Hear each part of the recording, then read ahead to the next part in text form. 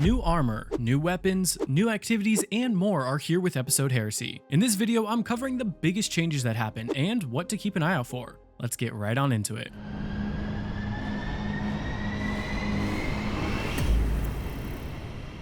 The first thing that I want to talk about is the new aspects and subclass changes. With episode Heresy, we're getting 3 new aspects, one for each character, and a new arc verb. Bolt Charge is a brand new arc verb that allows you to work up to 10 stacks, and at 10 stacks, your next ability damage will cause an arc lightning bolt to strike an enemy, dealing similar damage to a solar ignition. And like with ignitions, this will be good in both DPS phases and ad clearing. To play into this new arc verb, they did a pass at some of our current abilities to add ways of building stacks of Bolt Charge. For Hunters, Tempest Strike, Disorienting Blow, and Arc Staff all now have ways to generate stacks of Bolt Charge. For Titans, Juggernaut and Ballistic Slam are getting ways to generate Bolt Charge. And for Warlocks, Lightning Surge will now have a way to generate stacks of Bolt Charge. But we're also getting some changes to the Arc Fragments. Spark of Discharge now gives Bolt Charge stacks whenever you pick up Ionic Traces. And with Spark of Momentum, now sliding over ammo will also give you stacks of Bolt Charge. With Spark of Frequency, you'll be gaining more stacks of Bolt Charge whenever you're amplified. With Spark of Volts, you'll be getting stacks of Bolt Charge whenever you do a finisher. And finally, with Spark of Ions, you'll create Ionic Traces whenever defeating enemies with Bolt Charge. And it's also worth noting that being amplified this season also is getting more benefits. In PvE, combatants are less accurate and you'll have 15% damage resistance while you're amplified. And to play further into this new Bolt Charge system, Bungie added 2 new arc aspects, one for Titans and one for Warlocks. Titans are getting the new Storm's Keep aspect, which allows you to cast your barricade, granting you and nearby allies a moderate amount of Bolt Charge stacks. Then, while behind your barricade, you and allies will gain stacks of Bolt Charge over time, and it makes it so that weapon damage can also discharge those stacks of Bolt Charge. This new aspect will be good in most parts of the game, but where it'll shine the most is in boss DPS phases, where you and your team can post up in a single position and constantly unleash Bolt Charge explosions on the boss. Warlocks are getting the Ionic Sentry aspect. Now defeating enemies with arc damage will charge up an Ionic Sentry, and when ready, you can use your grenade button to throw an arc turret that will constantly send out bolts of lightning, damaging and blinding enemies. This seems similar to Bleak Watcher turrets on stasis, but the big difference is that when you activate your Ionic Sentry, it doesn't consume your grenade since it has its own meter system. This feels like it's going to be powerful at locking down areas just like the Bleak Watcher turrets, but it also adds another way to add more passive damage in DPS phases. And the final new aspect coming with Heresy is for our Hunters. Though instead of a Bolt Charge related aspect, we're getting On the Prowl, which is a Void aspect that allows you to channel your inner bounty hunter. Now becoming invisible will mark a nearby enemy. Defeating this enemy will create a cloud of smoke, weakening any nearby enemies and making you and allies invisible when passing through it. When these marked targets are defeated, you and your team will gain increased reload speed and stability along with grenade, melee, and class ability energy. While this won't provide much benefit in DPS phases, it will provide you and your team a ton of benefits in regular play, and I'm really excited to try it out. There are plenty of other changes coming to other aspects, fragments, and abilities as well, so here are the most notable. Radiant is dropping from a 25% weapon damage buff to a 20% damage buff. The wave damage from Consecration is being reduced by 55%. Frost Armor will now give more damage resistance per stack, capping out at 50%. Unbreakable is getting another rework, hopefully bringing it to a usable point. And Ward of Dawn is also going to send out a weakening pulse on cast. With all the changes to subclass verbs, abilities, and more, we need to now talk about exotic armor changes. It is worth noting that all changes to exotics that are also featured as a class exotic perk will also get any of the following changes. First up, Titans. Titan Rampart's Barricade will no longer have a cooldown or duration penalty. Along with the Barricade receiving more health, this could now be a good pairing with the Arc aspect Storm's Keep. Eternal Warrior will now make it so that getting kills while in your Fist of Havoc super will extend its duration. Ursa Furiosa now grants grenade energy instead of super energy while blocking with Unbreakable. Kepri's Horn now sends out 3 waves and damaging combatants will create a sunspot, but it does now require a solar super to create those waves from your barricade. Insurmountable Skullfort now grants melee energy for damaging with any melee, including glaives, which could make this huge for endgame content when paired with a glaive. Next we have Warlocks. Stormdancer's Brace is granting double damage per stack, reducing the cost of blink, but is also reducing the maximum amount of super energy refunded to 30% instead of 50%. Geomag Stabilizers is getting a buff, so that sprinting while at 6 or more stacks of Bolt Charge will give you max stacks, and you'll be getting increased super energy gained from from Ionic Traces up to 7% from 2%.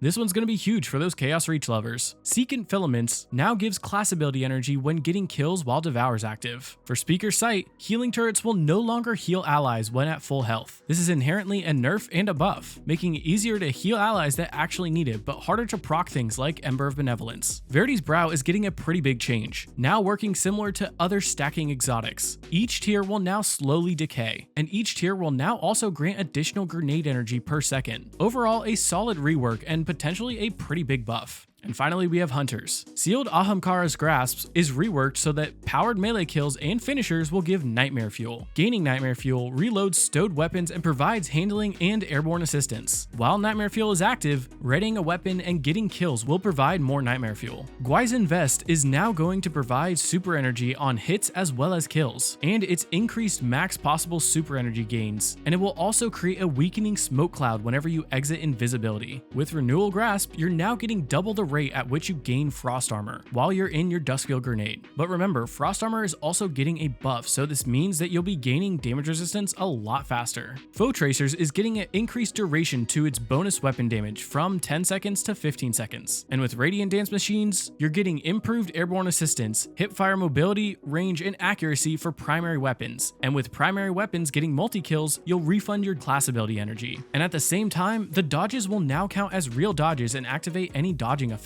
I will be covering many builds over the next few weeks that will be working with some of these new exotic reworks, so make sure you're subscribed to get notified. Next, I want to cover the new activities we have coming with Episode Heresy. First up, we have a new seasonal activity called the Nether. No, not the Minecraft lava nether, but instead the Taken Blight nether. This new 3-player activity will take place on the Dreadnought patrol zones. Both the activities and zones will be randomized for each encounter, providing some good variability and replayability. Like with the Coil and Deep Dives, this activity will have randomized buffs that you can pick up as you complete encounters for each playthrough. And one of the most unique things about this activity is that you don't actually regenerate health. To compensate for this, they're giving players 300% bonus health and 75% shields at a baseline. The main point of this is to make health a resource just like ammo. That way, when you find chests or urns as you're playing through, you'll have a chance to be rewarded with ammo, revive tokens, boons, and even health. So if you are running low on any resource, make sure to start exploring more of the Dreadnought. As you play through and complete encounters, you'll be offered boons to buff your character, and there are 3 different types of boons. Minor boons will provide a small buff, and you can hold as many of these as you like, whereas with major boons and corrupted boons, you can only hold 5 to 6 at a time. Major boons will provide you with a large buff, whereas corrupted boons will provide you with the largest buff, but also offer a consequence. So you can start to plan which boons you might want to take to buff your build to the max. And there are 3 different ways to play the new Nether. You can do a normal run, where you aim to complete a full set of activities with a fire team. Another alternative is to load up a single encounter for those players wanting to hop in and get some quick loot. Or you can go into exploration mode, either solo or with a team, where you'll have a larger pool of revives to try to find secrets and relive that patrol-like exploration of the Dreadnought. And of course, the new seasonal weapons will be dropping from this activity. These include the brand new Strand Support Auto Rifle and the new Arc Area Denial Grenade Launcher. And I can't lie, these weapons are looking sexy. I'm super excited to get my hands on this new seasonal activity. I was a big fan of both Deep Dives and the Coil from last year, and this is very much giving me the same vibes. And on the topic of new activities, this season we'll also be getting a brand new dungeon, Sundered Doctrine. On Friday, February 7th at reset, which is 9 AM Pacific time or noon Eastern, the new dungeon will enter contest mode for 48 hours. You'll need to be at least power level 1995 to be at cap for all encounters, and you'll also need to own the Final Shape dungeon key and acquire the Drowning Labyrinth quest to access the dungeon. In contest mode, enemies are more aggressive. Encounters feature revive tokens and have enrage mechanics that limits the number of DPS phases or the time players have left to complete it. Completing the dungeon while in contest mode will reward players with an exclusive emblem and the exotic weapon. But if you aren't a player trying to complete the contest mode, then worry not. As soon as the first team clears contest mode, normal mode will be enabled for everyone to complete. Or if you're just interested in watching other teams race to the finish, then make sure to go check out CB Gray and Evan F to watch the dungeon race live. Links Links to their channels in the description below. Vault of Glass is also getting some love by getting a reprised set of craftable weapons. This means new perks and intrinsic trait. I'm really looking forward to seeing what rolls we can get on these weapons. In the developer livestream last week, we got a glimpse at a few new perks, and that intrinsic trait is looking spicy for DPS phases. Along with the Vault of Glass and new seasonal weapons from the Nether, we'll also be getting a reprised set from Season of Arrivals. This includes a fan favorite, Cold Denial, and the plank of a bow that is Whispering Slab. And on the topic of weapons, we also know about 2 new exotic weapons coming with this season. Lodestar is an ARC primary ammo trace rifle that will be dropping from the season pass, and Barrow Dyad is a strand SMG, but we don't know exactly where it drops from yet. I could see it coming from either the dungeon or a new exotic mission. Since we didn't see a craftable version of this in the developer livestream, I'm thinking that it might drop from the dungeon, but we shall see. With the buff coming to trace rifles against minor combatants, I'm actually pretty excited to get my hands on Lodestar. One of the main benefits of this weapon comes from its trait, Arc Alignment. Dealing arc damage from any source starts to charge up its battery. Once at full charge, you can hold the reload button to engage the battery, allowing you to fire from the hip and jolt any targets that it damages. The even greater thing is that when defeating an arc debuff enemy, you create a blinding explosion, offering more crowd control. This will have some amazing synergies with your arc loadouts, allowing you to spray an arc beam and jolt a ton of enemies, which will be good for dealing a ton of AoE damage. This new trace rifle would be perfect for Cenotaph Warlocks, since you'll never have to worry about ammo economy. I also love to see this in the hands of a Crown of Tempest Warlock or a Gifted Conviction Hunter, both of which can majorly take advantage of Jolt. Barrow Dyad is looking like a very fun option. This precursor weapon of sorrow looks amazing and has some interesting perks. It has the perk Taken Divergence, which states that this weapon will resonate with your choices, also stating that, like with One for All, when you hit 3 different targets, it generates a large amount of blight. Once we get our hands on this weapon, we'll know more about what exactly this perk does. It also has the intrinsic trait Panic Response, stating that this weapon generates blight as it deals damage, and while not firing, blight depletes and the magazine is gradually filled. Then when you reload it, it'll convert stored blight into blight seekers. I can't wait to get my hands on both of these in-game, and I wouldn't normally talk cosmetics, but we have some incredible options coming this season. Destiny 2 is finally getting a Star Wars collab. This means new armor ornaments, accessories, emotes, and finishers. Titans will be getting a Stormtrooper set that will hopefully not make you miss every bullet. Warlocks are getting a set inspired by the Imperial Royal Guard, and Hunters are getting a sexy set inspired by Death Troopers. There will also be a Ghost Shell available that looks like a beat and battered version of the Death Star, and man do I love that animation. For vehicles, we're getting a TIE Fighter as the ship, and an Empirical Speeder Bike as the Sparrow. There's also a bundle for finishers. The first one, you use your tickle fingers like Emperor Palpatine. The second one, you use the Force to throw a bunch of rocks, and it looks like it's going to be changing colors based on the element of your super. And for the final finisher, we have a Shock Baton that we use to whack an enemy. But man oh man, the emotes are so good. This one also comes in a bundle of 3. First, we have the classic Jedi training robot where you're blindfolded. Next, we have an interactable emote where you and a buddy can miss your shot in true Stormtrooper fashion. And finally, we have the most epic of all, another interactable emote where you and a buddy can touch tips.